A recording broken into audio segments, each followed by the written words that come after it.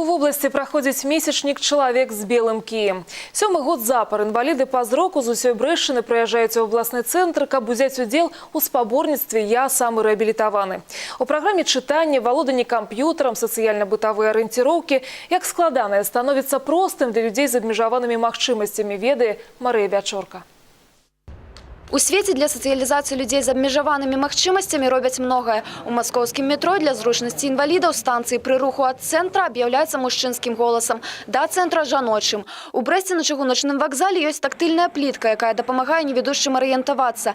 Менавіта арыенціроўка на вуліцы для Натальі, інваліда па зроку, самая складаная. У хаце спраўляцца куды лягчэй. Иногда еще бывает немножко страх, когда выходишь на улицу в незнакомую местность. То есть немножко пока сориентируешься, пока разберешься, боишься где-то и оступиться, и неправильно ступить. Вот еще в этом есть немножко такой психологический момент боязни. А так вроде бы нет, я как-то ко всему адаптирована. Наши участники показывают свои умения и навыки по определению сыпучих продуктов и круп. Потому что с этим сталкиваются люди наши незрячие каждый день дома. И вот сегодня мы должны посмотреть, насколько они действительно реабилитированы.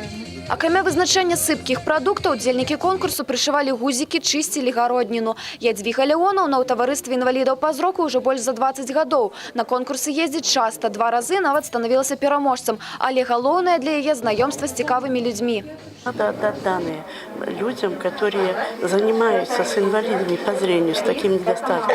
Особенно я поражаюсь, как только можно, столько иметь терпения, теплоты душевной, добра человеческого, материнского, чтобы научить человека, который не видит ничего, не понимает.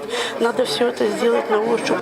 Аблегчыць жыццё інвалідаў па зроку – агульная задача. Яны са свайго боку праяўляюць незвычайную сілу і упартасць у барацьбе з выпрабаваннямі, якія кожны дзень пасылае жыццё. Марыя Вячорка, Тыгран Акапян, абласныя навіны, Брэст.